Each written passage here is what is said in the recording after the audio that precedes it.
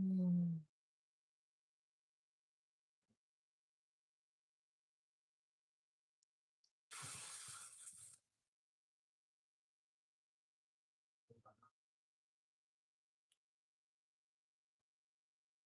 1993, a Wall Street financier bought 7,600 acres of. In 1993, a Wall Street financier bought 7,600 acres of New Mexico desert from the governor's family for $12 million. That's a lot of money. He built a 26,000 square foot mansion, private airstrip, and a building that his staff called the ladies' residence, and a barn that a retired state police officer would later tell the FBI contained a concealed incinerator. He also told scientists at Harvard and MIT that he wanted to use this compound to prevent 20 women at a time and seed the human race with his DNA. And no, this is not a villain from Battlestar Galactica. This is Jeffrey Epstein. The FBI raided Jeffrey Epstein's townhouse in Manhattan. They raided his mansion in Palm Beach, and they raided his private island. They have yet to really search his ranch. Of course, until very recently. The property is called Zorro Ranch, and it is more disturbing than even the island. It is about 30 miles south of Santa Fe and a stretch of right in the town of Stanley, which has a population of roughly 100 people. There's a lot of conspiracy surrounding the Zorro Ranch, it being a baby-making ranch in which Epstein used his ties to scientists to study ways to impregnate the world with his genetic seed. Also, the fact that 1 month after he was sentenced in 2008, got his sweetheart deal, the Zorro Trust won an $85 million lottery in the state of New Mexico. The Zorro Ranch, Epstein's property trust, won an $85 million lottery shortly after. I mean, is that money laundering? I have no idea. It seems like it's a scam. To be fair, that is unresolved. There's a possibility that it was just some random person who named their thing Zorro Trust or whatever. That's like a conspiracy as well. But needless to say, there's a ton of conspiracy surrounding the Zorro Ranch and the investigation. Jeffrey Epstein bought it back in 1993 from the family of King, who was the sitting governor of New Mexico at the time. The reporter asked King why Epstein wanted the land. He said, Mine right here. like a lot of people. Thank you, Mr. King. New Mexico. Awful state. Ugly state.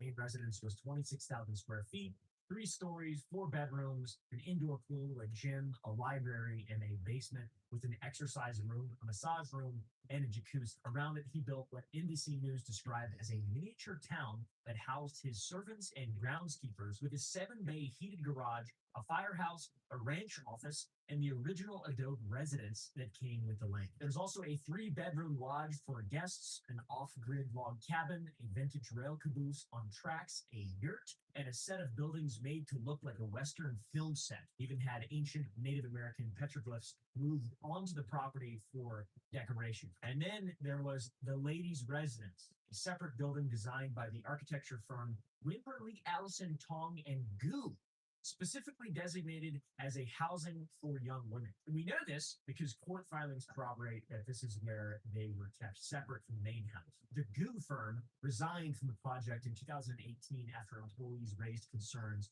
about Epstein's background. And by that point, the building was basically completed, and only a year later, Jeffrey went off.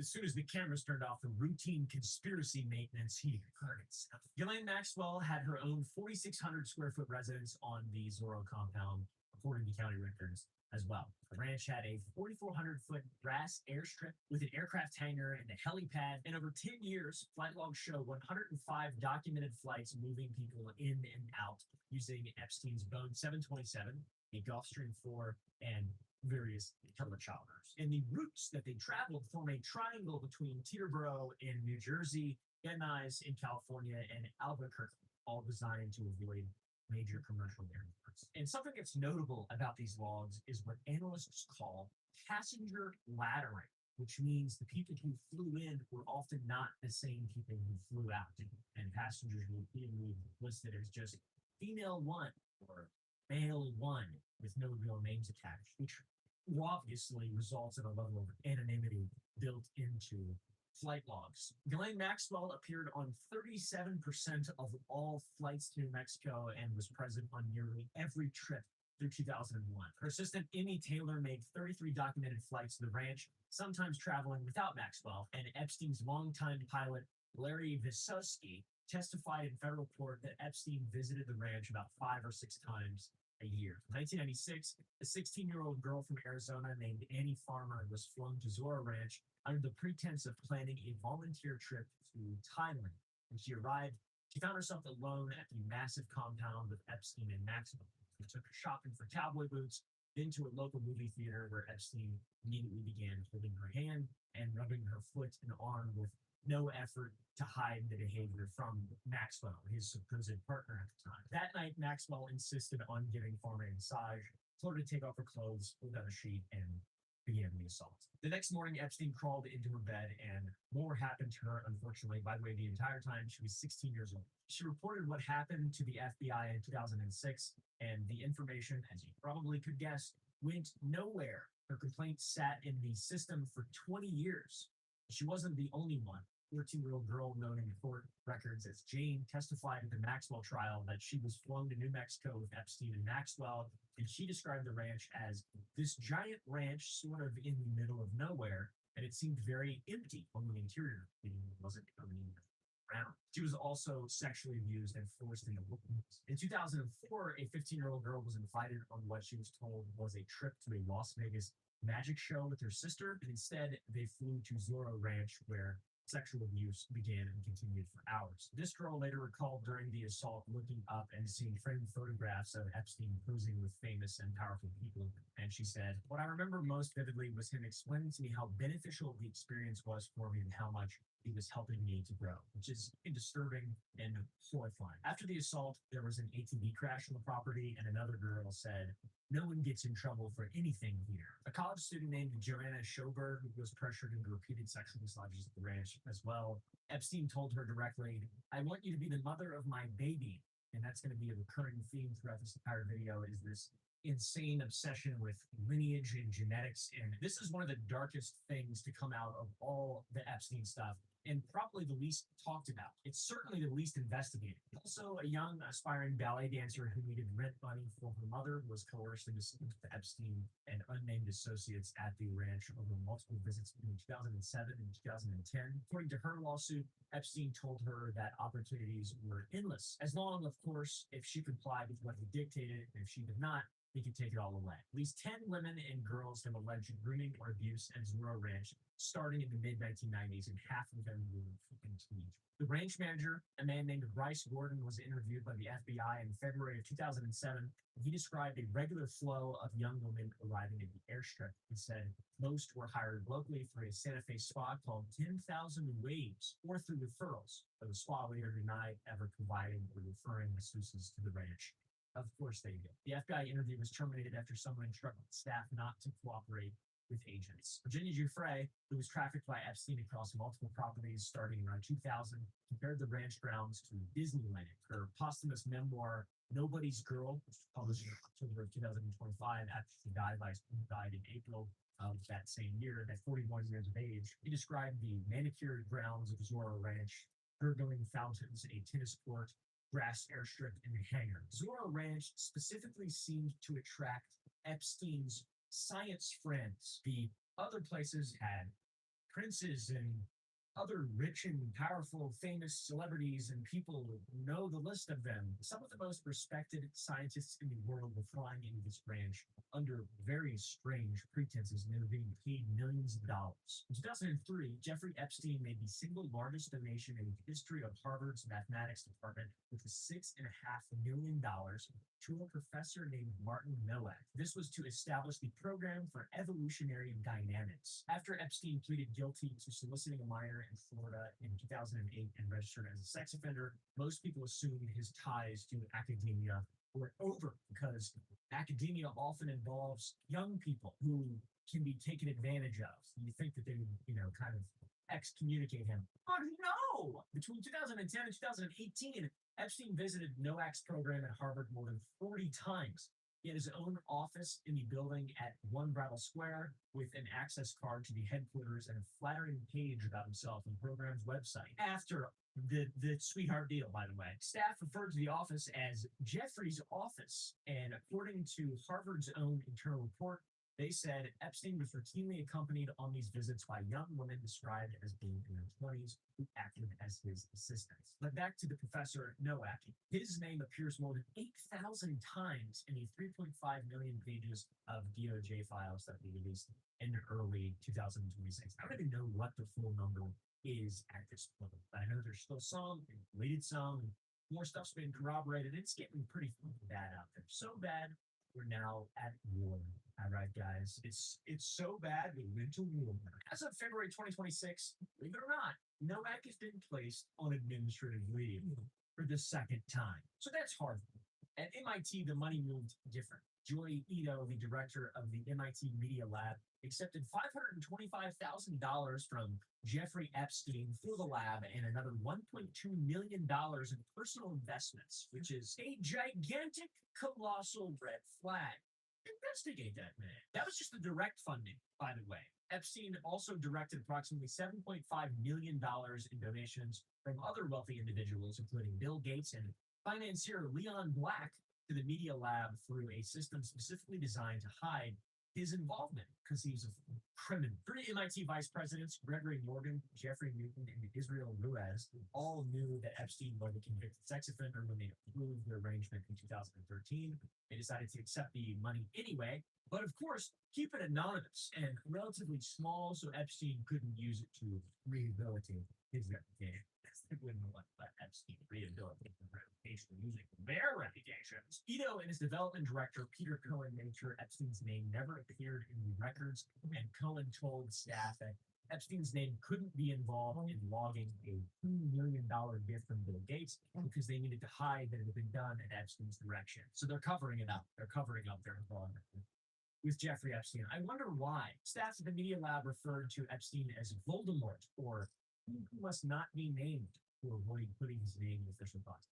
That is insane. In September of 2019, Ronan Farrow published a piece in the New Yorker exposing the entire arrangement sourced from a former development associate named Celia Swinson, who had gone to whistleblower aid. And this guy, resigned the next day. But of course, the money does not stop at Harvard and MIT. Let's take Lawrence Krauss, guest in the Joe Rogan Experience, a theoretical physicist at Arizona State University. This man received $250,000 from Jeffrey Epstein and maintained an almost 15-year friendship with him. He was even friends with him after the 2008 conviction. After the conviction, Krauss gave an interview to the Daily Beast because, of course, it was a bad look. And he said, Jeffrey has surrounded himself with beautiful women and young women, but they're not as young as the ones that claim.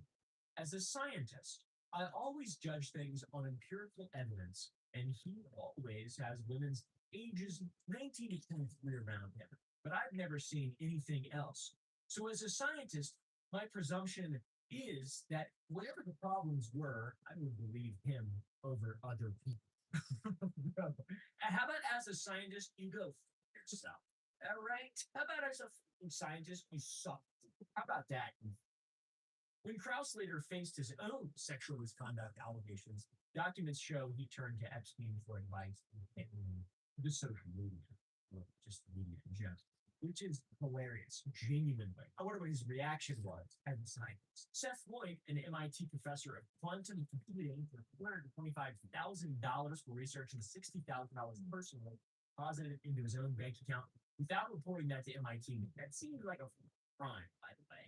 I don't think it is, but like, if China were to do it, it'd be an absolute big time crime. I mean, you'd be treason, brother. Come on, treason. I like China more than Jeffrey Epstein, but it's peas and carrots. You know, they're nothing.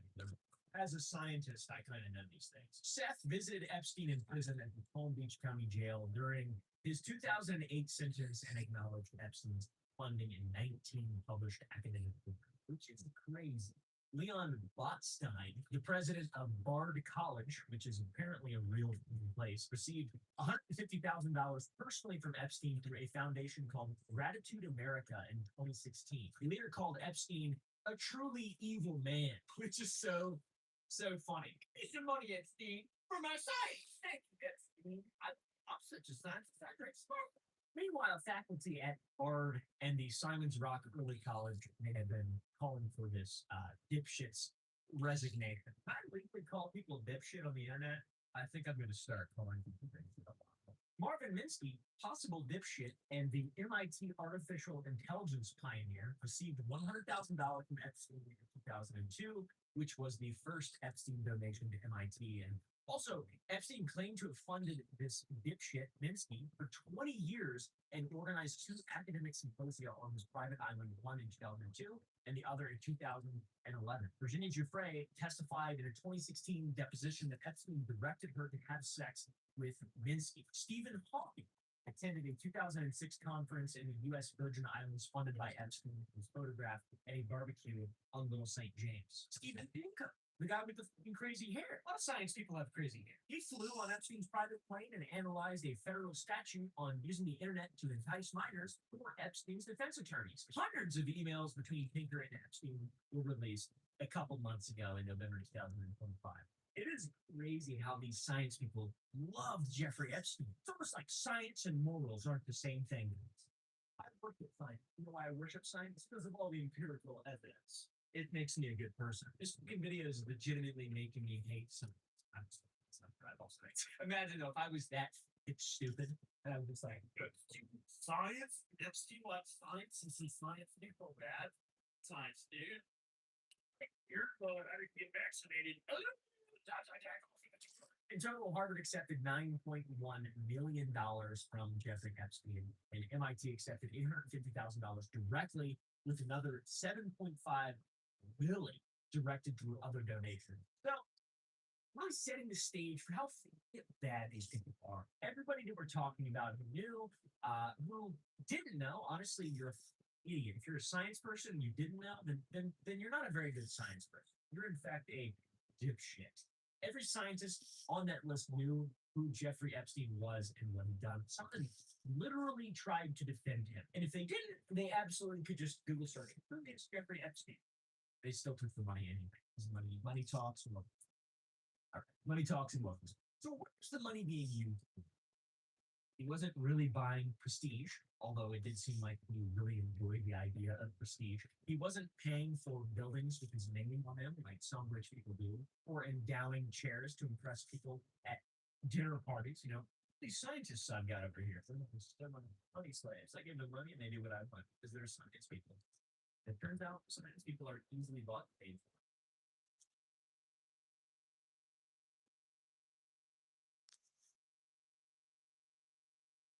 Anyways, the common denominator for these science people, is that the ones that Jeffrey Epstein funded had something in common. Nothing to do with physics or computer science or artificial intelligence. They all worked in and around genetics, evolutionary biology, or transhumanism. And that is where the Zorro Ranch conspiracy comes in. On July 31st, 2019, the New York Times published a story by reporter James B. Stewart based on interviews with 4 people who had direct conversations with Jeffrey Epstein about his plans at the Zorro Ranch. According to those sources, Epstein wanted to use the ranch to impregnate as many as 20 women at a time with his own DNA and described the goal as seeding the human race, improving humanity through selective breeding, with himself as the sole genetic donor. Which, by the way, I don't know if you've seen him or listened to him talk, but his voice and his physiognomy, I don't exactly consider that alpha or good in any way. And with smarts, you just learn stuff, you know? You just learn. So I don't really understand that other than Jeffrey being a completely deluded psychotic maniac. Epstein's plan was modeled on something called the Repository for Germinal Choice, a sperm bank that operated in Escondido, California from 1980 to 1999. It was founded by a businessman named Robert Clark Graham, whose original goal was to collect sperm exclusively from Nobel Prize winners and breed what he considered genetically superior children. The media called it the Nobel Prize Sperm Bank. In practice, only one Nobel laureate actually donated, a physicist named William Shockley, who was also a notorious racist and eugenicist. So obviously, it's kind of like a racist eugenicist thing, to like fix genes of people or whatever. Seems pretty insane. The bank claimed 215 children before it closed over 19 years. That's not that many people. That's crazy. Now, obviously, Epstein's version is critically different from the version that Graham created. Graham wanted a plethora of elite donors. Epstein just wanted to be Genghis Khan. Either way, the context of this reframes what we already know about the ranch. The building called the Ladies' Residence wasn't just for housing young women, it was essentially an infrastructure for a breeding program in the middle of Arizona. The private airstrip was not there for convenience, it's isolatory. It starts to sort of make sense why this place hasn't been searched yet, probably because there's the most in evidence there. Of course, there's no confirmed evidence the breeding program was carried out, but the infrastructure is essentially there. The scientists were being funded, and Epstein was telling people what he intended to do. He told Joanna Sjoberg that he wanted to impregnate her. One of the scientists who heard Epstein discuss his plan was George Church, a Harvard geneticist and one of the pioneers of the CRISPR gene editing technology. I'm not sure if you guys have heard of CRISPR. It's gene editing. It's kind of interesting. It's pretty crazy. Church met Epstein around 2006 and continued meeting him several times a year, even after the 2008 convention, like every other science guy. And when the Baby Ranch story broke in July 2019, Church told Stat News, "I never heard anything about it. I have thought that I would have been involved in that kind of conversation, but it didn't tend to go in that direction. But also, I think people tend to behave themselves around me." Dude is a fucking black hole of charisma. He also said, "There should have been more conversations about, should we be doing this? Should we be helping this guy? There was just a lot of nerd tunnel vision." Seems kind of honest, I'm gonna be real with you guys, but still a dipshit for sure. In December of 2019, Church went on 60 Minutes and told Scott Pelley, "You don't always know your donors as well as you would like." And he argued that so-called tainted money can be used for good, like the tobacco money was used for good things. Yes, science man, I love the way you look at that. As a great man once said, a broken clock is still right twice a day, and that is an important fact you contend with. But also, we can say, yeah, as well during the speech. Then, fast forward February 2026, the DOJ releases some heavily redacted Epstein documents. New details came out that made the nerd tunnel vision defense way harder to maintain. Church's own online calendar, which was later removed from the internet after NBC News made inquiries, showed 6 documented interactions with Epstein in 2014 alone, including a lunch at Noax Institute, a dinner with Joy Ito and Reid Hoffman, phone calls, and a teleconference with an anti-aging researcher named James Clement. In July 2014, Church wrote Epstein an email that said, "Many thanks for your very encouraging words yesterday morning." This was in the context of outlining a $10 million investment proposal involving companies Church had co-founded, including eGenesis, which develops gene-edited organs for human transplant. That sounds crazy. In December of 2018, just weeks after the Miami Herald published its investigation into Epstein's crimes, newly released emails showed Church and Epstein had a relationship. So it really doesn't look that. I mean, it's just rare television. Oh my God! Thank you for the money, Mr. Epstein. Thank you. Thank you. Dude, how about I rip you? How about that? I'm a little guy. All right. How about I rip you? I can't. I can't. I've got age strength. I have little mean strength. My family comes from Sicily. All right. I'm Sicilian. Okay. That is as close to cave dwellers as it gets. My great grandfather was named Augustus, and he was 4'9". That's why whenever I look like this, if you can see where punches are meant to deflect off my forehead. You see the angles I'm looking at? Anyways, back to the story. When confronted with the tissue sample revelations in 2026, Church said multiple people were telling me various things that were mildly contradictory, and I felt he had served his time, and that was that. You thought he served his time? This guy is a dipshit. You thought he served his time? I thought he served his time. I'm a science guy. All the empirical evidence shows he served his time. Dude, Epstein's interest in genetics was not limited to funding researchers. He also wanted to live forever. He told associates he wanted his head and his face cryogenically frozen after death, believing he could be resurrected in the future to continue spreading his DNA. He was also deeply invested in artificial intelligence and believed his consciousness could be preserved digitally. To that end, he donated $20,000 to the Worldwide Transhumanist Association in 2011, followed by $300,000 in 2015 and $150,000 in 2016. He also gave between $100,000 and $120,000 to an AI scientist named Daniel Wurtzel. That is a cool name, Wurtzel. This fella chaired the organization. The organization was chaired by a guy named Wurtzel. But he also acknowledged the support in his 2014 book writing Jeffrey Epstein used visionary funding of my AGI of these consultant for the United Spots.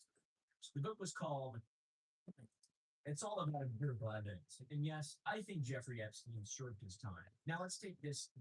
In July of 2018, a Bitcoin developer named Brian Bishop contacted Epstein about investing in a designer baby project, pitching a venture aimed at, according to the emails, producing the first live birth of a human designer baby and possibly a human clone within 5 years.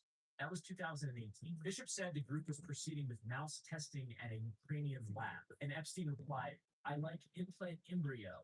Wait 9 months. Great name." Is that there is some hilarity here for Epstein. He spent all his life and all this time planning these things, millions spent on longevity research, cryonics explaining he looked like a chud. Okay, he's hideous, very poorly taken care of, and not to mention he died in a Manhattan jail cell in August 2019. He was killed, most likely by our government, or we conveniently turned the cameras off and used his magic powers to swing from the rafters. I really don't know what happened, but I don't believe that he did end zone. I don't think he killed himself at all. I think that's a 0% chance. I think under the Trump administration, now this one, the third one, or the second one, third try, I guess, it seems pretty clear now that there is a very deep implication across the board. And the dude is either dead and killed by our government in 2019, or he's alive and in Israel. I wouldn't be surprised either way. Genuinely, I would be more surprised to walk out of my room right now, go in the kitchen, and find a new hero from Jimmy John's. Sponsored today's episode. I'm just kidding. There is one in the kitchen waiting for me, but it's not sponsored. I just thought that might be somewhat fun to say. Anyways, among the freezers inside George Church's lab at Harvard Medical School, there's one devoted to housing tubes of human blood and spit destined to have their DNA read and posted to the open internet as a part of something called the Personal Genome Project. Samples can sit in that freezer for years, waiting for funding to be sequenced. And in the summer of 2013, the project's director of research, a young scientist named Mad Ball, which sounds like some kind of god from the Elder Scrolls, he was unnerved to learn that another member of the team was pushing to prioritize one sample that had been in the fridge only a few weeks, jumping ahead of samples that had waited for years. Ball went into the participants' records, punched in the sample's ID number, and Googled the name that came up. It was Jeffrey Epstein's name. Ball later told Stat News, "It was such a shock to me. I didn't even have words. It looked like a quid pro quo sort of thing, which would have been upsetting, but not super upsetting if it wasn't a bad person, but just a rich person. But this was a rich, bad person, and it looked awful." Ball packed up their belongings and left the lab immediately. My God, that's crazy. And didn't even know about Jeffrey Epstein. Had to Google him. It's like, oh, this guy's a piece of shit. I'm quick. There's some quid pro quo stuff going on in here. Evil science being done. What the? Where's Dr. Evil? He's literally in this room with me right now.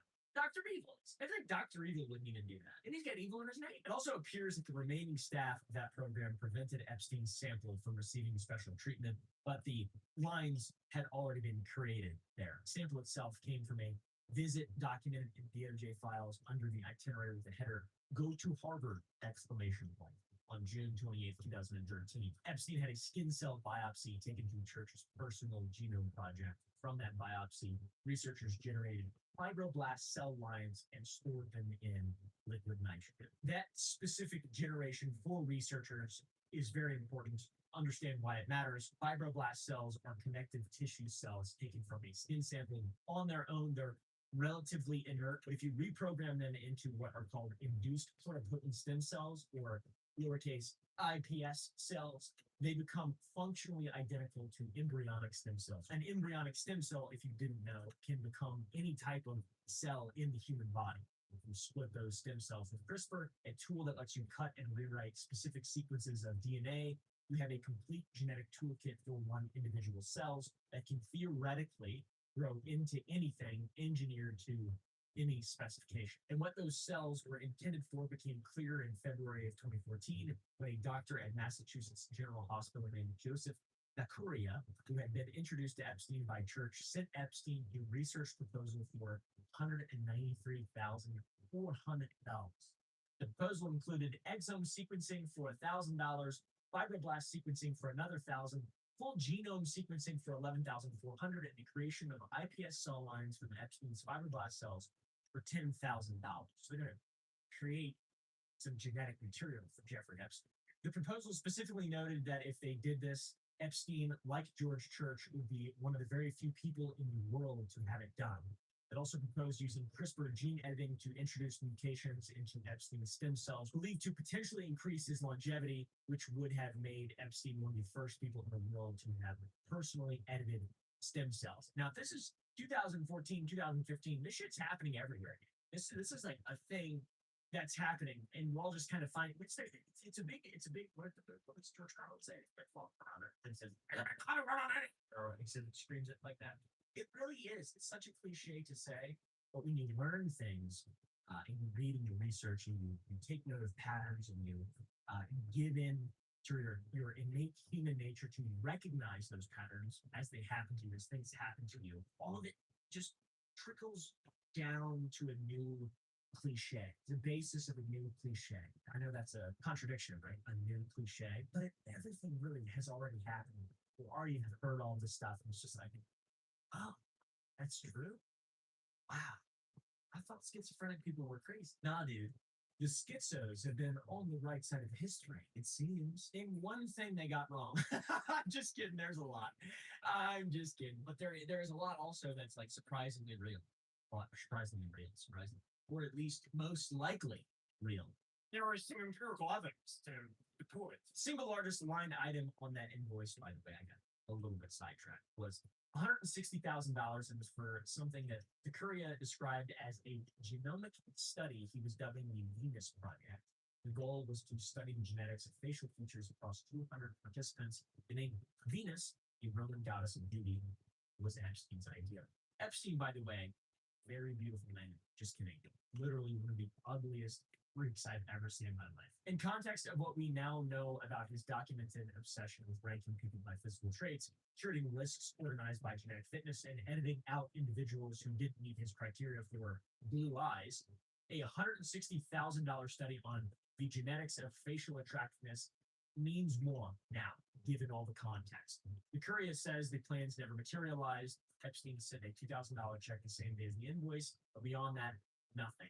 And Dacuria has not been publicly linked to Epstein for 2026 and is not accused of any wrongdoing. He told CNN that the Venus Project was an idea of Mr. Epstein's that was very preliminary and never went anywhere. And that's perfectly reasonable. You know, it looks bad because it's tied into all this other gene shit.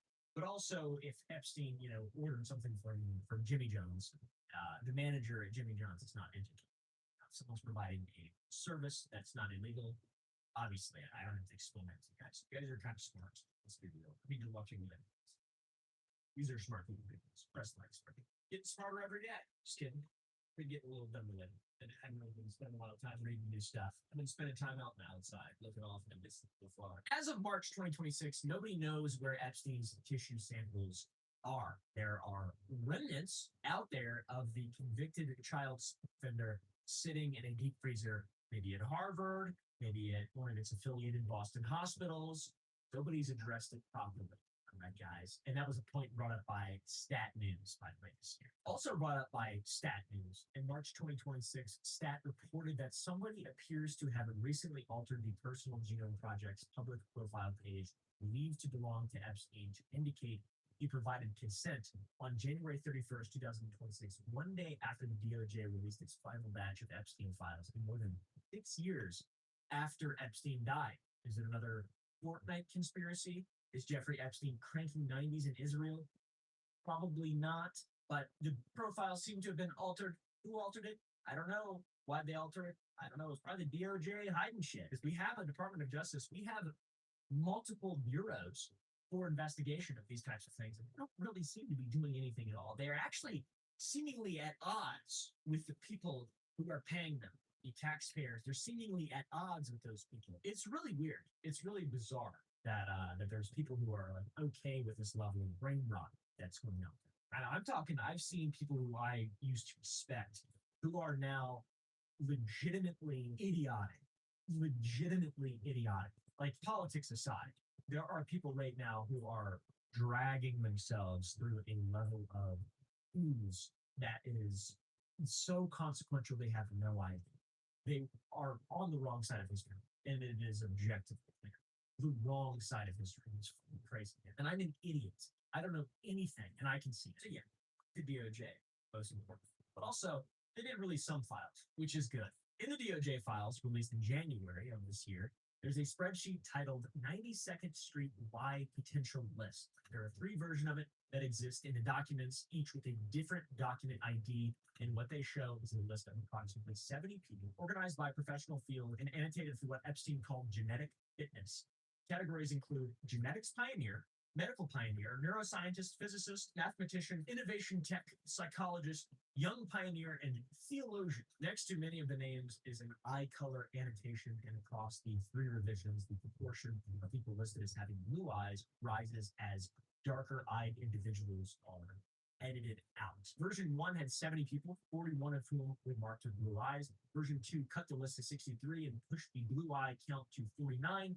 Version 3 went back up to 70, but excluded Asians and Indians from the eye color count entirely. Named individuals on the list include George Church, listed as a genetics pioneer with blue eyes, Elon Musk, innovation tech, Peter Thiel, innovation, Jim Watson, genetics pioneer, Bill Gates, Daniel Kahneman, Marvin Minsky, dipshit, and Larry Summers. All these people, let's just call them all dipshits. I mean, they're all dipshits. They're smart. Some of them are really smart. Like, objectively, they're very smart people. They're very, like, good at life, but they're also dipshits. And they can all this stuff. And they're all this shit, to be honest. The list was the invitee roster for an event titled Homo Sapiens 2.0 at the 92nd Street Y in New York City on November 24th, 2014. And that is a bizarre name for an event, I'm going to be honest with you, but it is pretty self-explanatory. Homo sapiens 2.0 means the next version of the human species. The man organizing it was a convicted sex offender who had told scientists he planned to seed the human race with his DNA. He had a top secret ranch in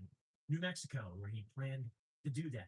Church was there to speak about genetics. Epstein was there to select the participants based on eye color.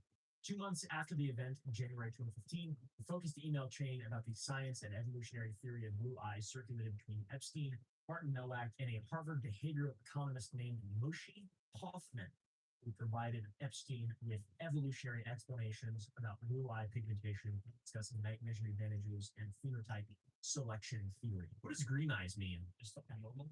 Good. Who gives a I didn't choose it. It's a very Nazi coded thing. These people are basically just really rich Nazis, but like not National Socialists, but like the bad parts of all that. You know, the eugenics part. They just like they're doing it on a. It's kind of ironic. In February 2016, Epstein emailed Noam Chomsky, which is a real name, a real person, a link to an article titled "Race and IQ: Genes that Predict Racial Intelligence Differences," and it was from a website called The Right Stuff. The Right Stuff, if you couldn't tell, very right wing newsletter. Noam Chomsky, renowned leftist, so it's kind of ironic. Same with Epstein. In the email, Epstein referenced James Watson, the co-discoverer of DNA's double helix structure, who was stripped of his honors in 2019 for repeated claims that Black people are genetically less intelligent. Epstein wrote that Watson was punished for accepting some uncomfortable facts. He then stated the test score gap amongst African Americans is well documented with 20 years of testing in many countries. He argued that a set of genes used for working memory could be found and adjusted, and wrote, "Not looking seems cruel," and that is referring to an editable gene that he believed could improve racial intelligence. Chomsky, renowned leftist, pushed back. In one reply, he referenced changing the genes for dedicated savagery, and Epstein's response was genetic altruism. Separately, a bank transfer recorded dated March 28, 2018 shows $270,000 dispersed to the known from an Epstein-linked account. Chomsky had said the money was his own and that Epstein's accounts were used as a technicality to disperse funds from his first wife's estate after her death, which is convoluted. And honestly, it's an Occam's razor moment in my opinion. But what do I know? I'm just an idiot. I gotta stop saying that. I know some things. And I also have a GTX 5090. It's not in the computer, it's right there, but it's like, I have that and I should be more proud of it. In July 2016, a German cognitive scientist named Joscha Bach, who received approximately $300,000 from Epstein while working at MIT, wrote to Epstein, "If I'm understanding correctly, you are suggesting you might be able to make blacks smarter by changing the time for motor layer development." Bach asserted that black children outperform white children in motor development but lag behind in cognitive development, and proposed an evolutionary framework claiming African populations evolved for a hunting and running style of life, while Europeans developed capacities for delayed gratification for agriculture. In the same email chain, Bach called fascism is the most efficient and rationally stringent way of governance. Too many people, so many mass executions of the elderly and infirm makes sense.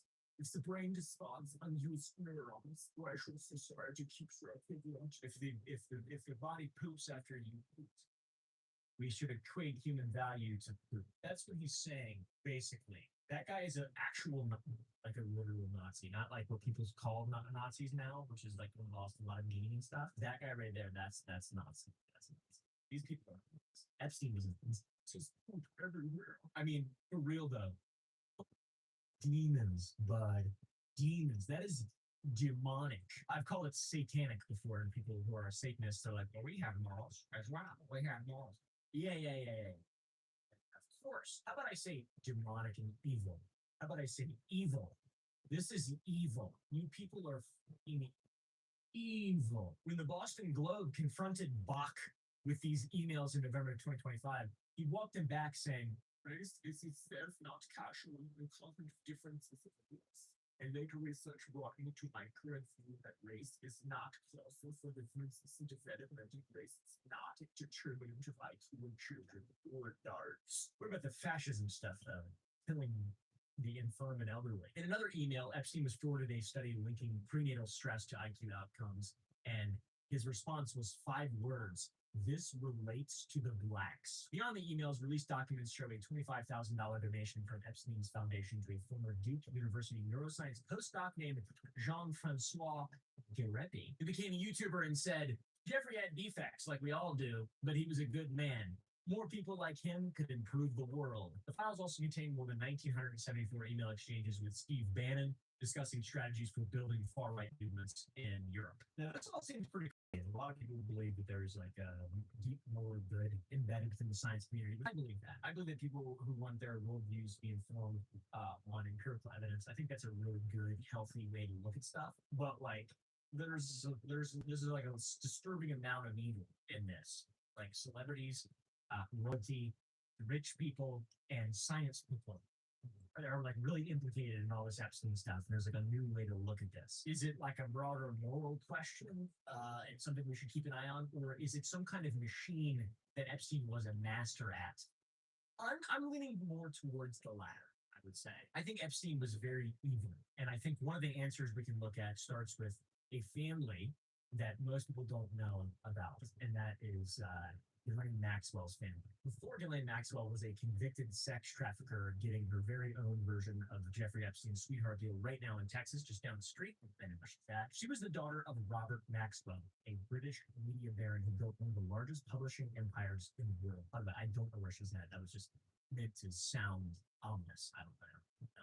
Robert Maxwell was born Jan Ludwig Hyman Benjamin Hawk in what is now known as Ukraine. During World War II, he served in British intelligence, where his job was interrogating captured German scientists and POWs. After the war, he parlayed those contacts into the world of academic publishing, became the British distributor for Springer Verlag, and then buying a controlling stake in a company called Butterworth Springer, which he renamed Pergamon Press. Pergamon became one of the most important scientific publishers on Earth, controlling access to thousands of academic journals across physics, biology, chemistry, and mathematics. All of it. If you were a researcher in the Cold War era, there was a good chance your work was published through Pergamon. And with all of this, you can surmise that Robert controlled the level of the infrastructure through which science reached the world in that time. In 1990, the Santa Fe Institute, a prestigious research center in New Mexico co-founded by Nobel laureate Murray Gell-Mann, received a $100,000 donation from Robert Maxwell, and 2 months later, Elaine's sister Christine Maxwell joined the Institute's board of trustees. After Robert Maxwell died in 1991, falling off his yacht in the Canary Islands under circumstances that remain disputed, aka he was killed by Israel, Elaine moved to New York, and within a few years, she was in a relationship with Jeffrey Epstein. She brought her father's academic network with her. In a DOJ interview conducted in July 2025, Maxwell told investigators that the connections she had made through her father's Bergman Press network led to her introducing Epstein to the Santa Fe Institute and its scientists, including Murray Gell-Mann himself, man who won the Nobel Prize for discovering quarks. I don't know. Forks. I've always said fork, but I've only read it. I've never actually heard anybody really say it. Maybe I had in videos and stuff, but I've only read it. I don't say a lot of things right because I only read stuff. I don't listen to people. People start talking. Oh no, I get shark eyes. I'm like. She also told investigators that Epstein would have dinners at the house and that I was tasked to organize, and the scientists were a very major component of that. Maxwell was recruiting an intellectual eugenics infrastructure program, and she seemed to potentially be doing so using the network that her father had spent decades building that ran back to post-World War II. And then Epstein, of course, had access to that network. In March 2006, Lawrence Krauss, friend of the show, he organized a conference called Confronting Gravity at the Ritz-Carlton in St. Thomas, U.S. Virgin Islands, financed entirely by Epstein. The format was 5 days of presentations and dinner, capped with an optional trip to Epstein's private island, Little St. James. The original promotional material said participants could meet, discuss, relax on the beach, and take a trip to a nearby private island retreat of the science philanthropist Jeffrey Epstein. Among these speakers were 22 leading physicists. Herodotus Hooft, he won a Nobel Prize in 1999. David Gross, Frank Gilsek, Jim Peebles, Barry Barish, Kip Thorne, the adventures of Nobel laureates. This is also when where Stephen Hawking went. In 2017. Beyond these, there are dozens of other conferences that Epstein funded, and we've established how much money he injected into these systems. He was a top billionaire donor, dude, and the moral weakness of these scientists post-Epstein conviction gave Epstein credibility in that world, and then that credibility gave him access, and that's what he is. He's an access agent. That's pretty much what the smartest people among us have been saying. But it gets real evil when you start talking about sex trafficking, and then you start talking about the baby ranch in New Mexico, which that's what we're about to dive into, guys. The color. The state of New Mexico was in and of itself woven into Epstein's operation. After Epstein pleaded guilty in Florida, New Mexico notified him that he needed to register as a sex offender. A detective visited the ranch for registration. 2 days later, Epstein was removed from the registry, and the state sent a second letter saying he didn't have to register at all. Rules for me, not for me. Guess what the reason was? It was a loophole his lawyers engineered. Epstein's Florida plea was for misconduct with someone over the age of 16.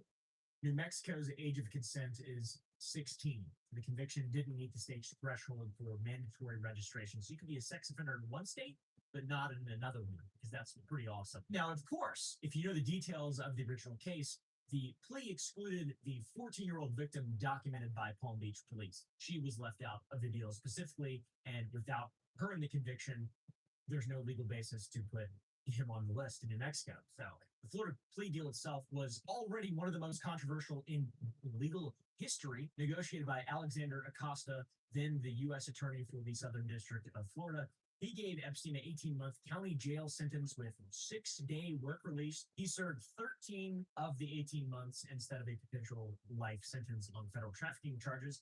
Also, with an immunity clause that protected not just Epstein, but any potential co-conspirators from federal prosecution, which effectively shut down the broader investigation. By the way, Acosta, if you didn't know, if you didn't remember, later became Secretary of Labor under President Trump, who resigned in 2019 when the terms of the plea deal became national news. He looked like an evil piece of shit, or as we call them, dipshits. It was designed to keep him off registries in the state where he had a 7,600-acre baby ranch. Also, beyond that, the family that sold Epstein the ranch in 1983, the Kings, maintained ties to him for decades.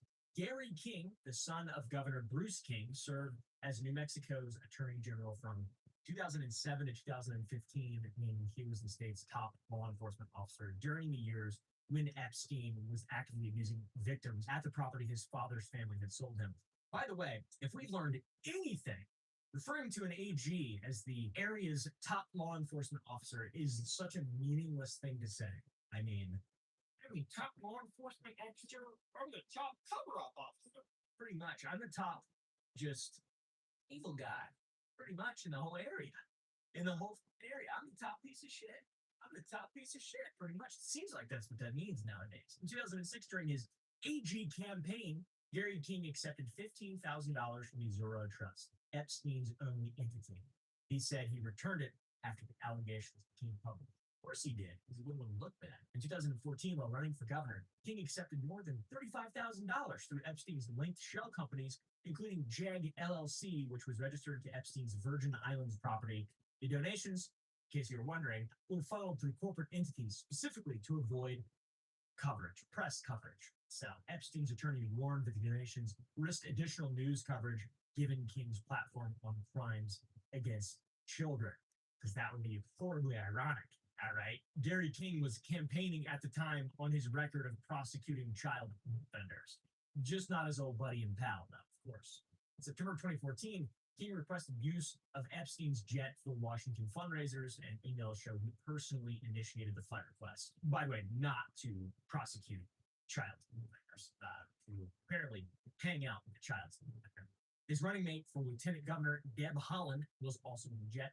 Haaland says she never met Epstein and didn't know he chartered the flight, and she is not accused of any wrongdoing, just to be clear. King's cousin, Jerry King, worked at the state land office starting around 2003 and served as the point person for Epstein's ranch regarding the state land leases. Epstein's company, Cypress Incorporated, leased 1,243 acres of state trust land adjacent to the ranch at roughly $2,000 a year, specifically for cattle grazing. That is the official reasoning. And filings claimed 40 head of cattle, but officials determined Epstein's company ran few, if any, cattle on the trust land.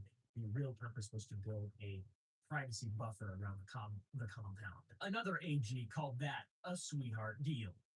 So many sweetheart deals with this guy. What's up with that? Governor Bill Richardson met with Epstein at least 9 times after the 2008 conviction, and as late as March 2018, records show visit to the private island in 2010, Zorro Ranch, and to Epstein's Manhattan townhouse, of course, and a dinner that included an invitation to Woody Allen, the star of the 1999 animated movie Ants. In 2019, when the relationship became public, Richardson's spokesperson said he visited the ranch only once during his 2002 campaign, and to the best of his recollection, had never visited the private island.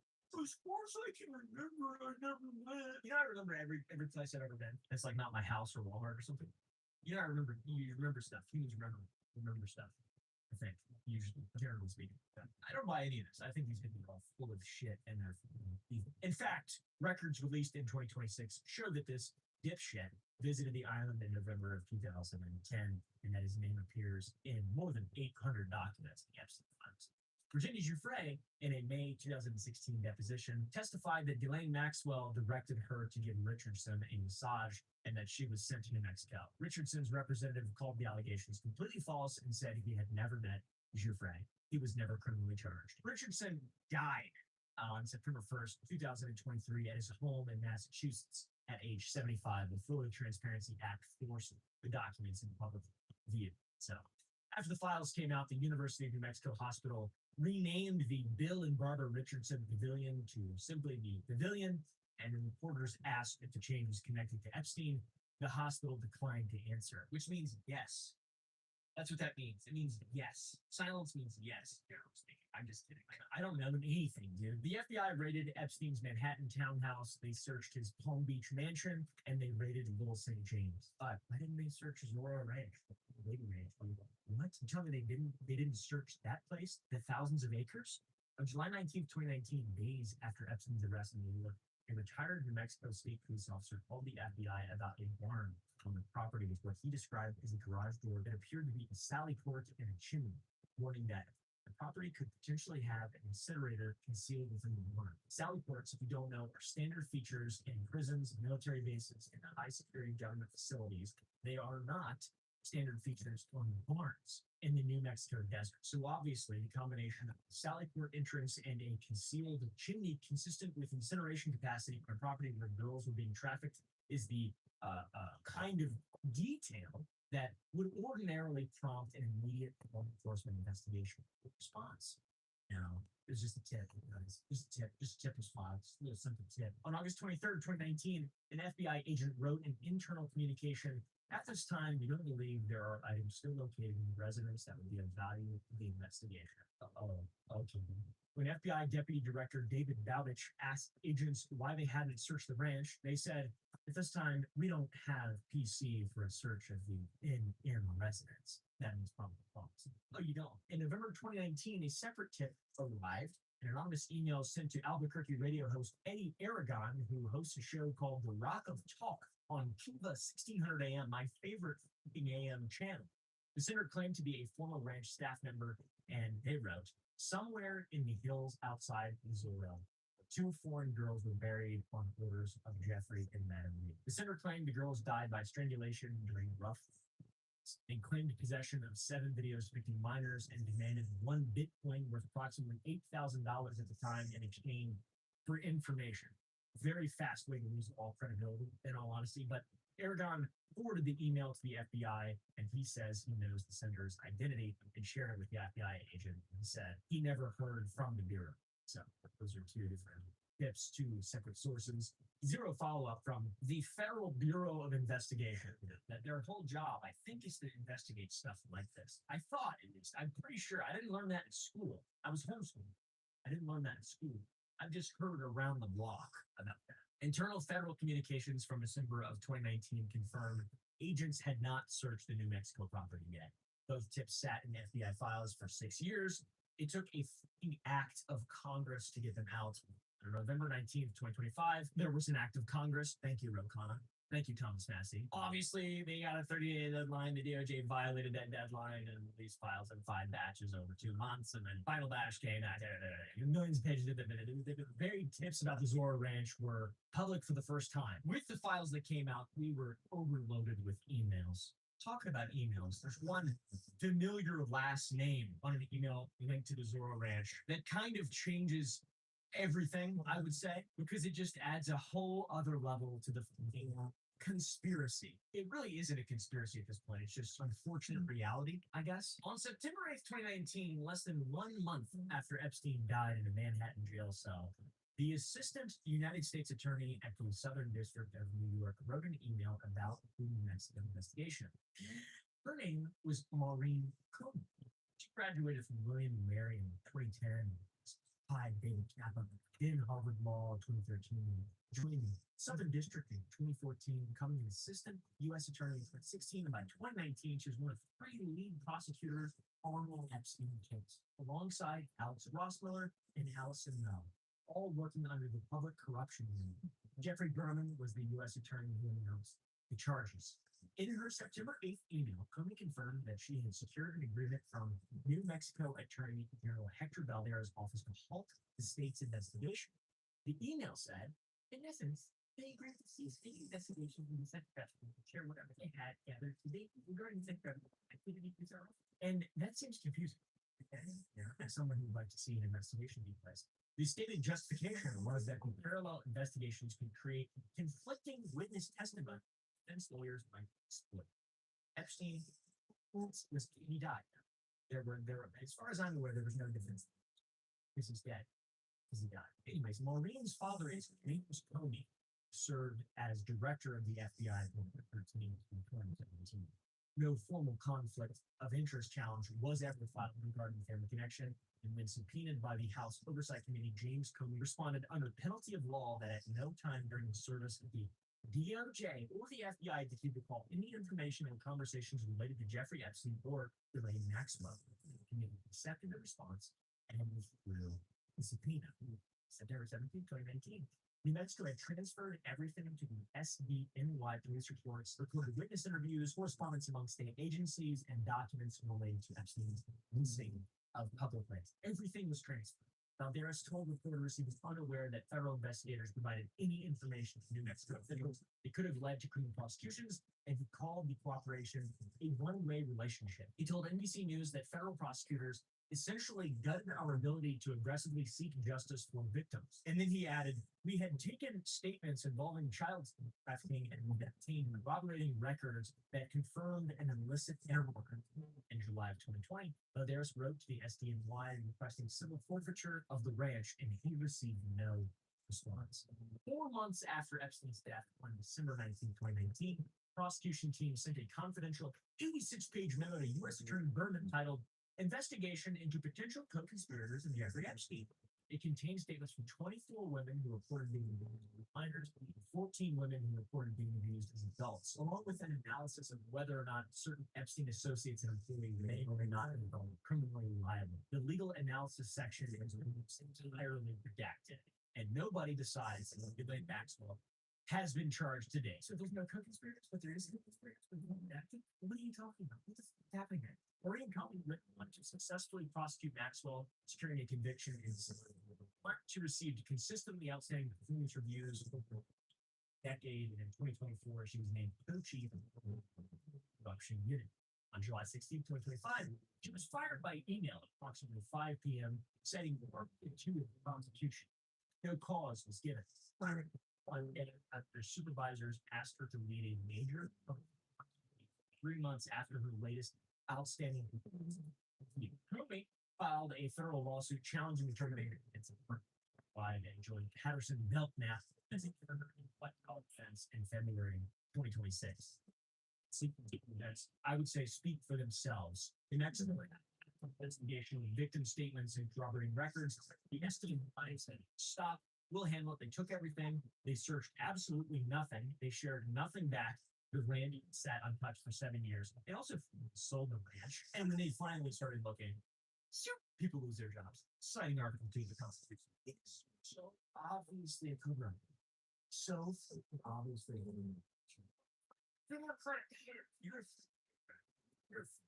in February of this year, New Mexico Attorney General Raul Torres ordered the State Department of Justice to reopen the criminal investigation into Zorro Ranch, citing information in the released files that, in his word, warranted further examination. 7 years after Jeffrey Epstein's arrest, the New Mexico Department of Justice, State Police, and Sandoval County Sheriff's Office and a fire and rescue conducted the first ever law enforcement search of the property. Choombacabra dogs and ground penetrating radar, and the search was conducted with cooperation of the current owners, the Huffines family. No remains have been found so far. By the way, I mentioned current owners. It's not Epstein's estate. The ranch was sold in August of 2023 to a Dallas real estate developer and former Texas state senator named Donald Huffines. It was sold through an LLC called San Rafael Ranch at the period 1 month of the purchase of the property. Property has been renamed Rancho de San Rafael, and Huffines says it's in the Christian retreat. His public statement says, 4 years after Mr. Epstein's death, the Huffines family purchased property listed as whose proceeds benefited his victims, which is and the New Mexico legislature has launched a bipartisan commission led by Representative Andrea Romero with subpoena power and a $2 million budget to hire investigators, attorneys, and staff. It is referred to as a survivor center. We should have a preliminary report in July of 2026 and a final report by the end of this year. As for all the Zorro scientists, Joy Ito resigned from MIT the day after the New Yorker exposed him. Lawrence Krauss was ousted from Arizona State amid his own misconduct allegations. Martin Nowak is on paid administrative leave at Harvard for the second time. Leon Botstein is under investigation at Harvard with faculty calling for his resignation. Mark Trengel left UCLA and Jack Warner left Chapman over Epstein ties in March of this year. George Church is still at Harvard somehow. Steven Pinker is still at Harvard somehow. Gerald Sussman is still at MIT, and none of them have faced any formal institutional sanctions. By the way, Harvard and MIT are both defendants in a March 2026 federal lawsuit filed by multiple former Epstein victims, with the lead attorney, Roberta Kaplan, saying, this lawsuit isn't simply about one man's horrific actions. It is about a systemic failure of institutions and individuals to protect the vulnerable. So in reality, we will probably never really know what exactly happened there, but hopefully we get some information in July and more by the end of this year. Following new investigation into the Zora Ranch. You know, the built a building on the property to house young women and had a barn that concealed an incinerator and was funding scientists at Harvard, MIT with millions of dollars to research genetics and transhumanism. And Epstein is quoted as saying he was to see human race with nuclear and sex trafficking. So, like, I get where people are coming from with the conspiracy, but I don't understand why this has gone so long without. Anyways, thanks for watching.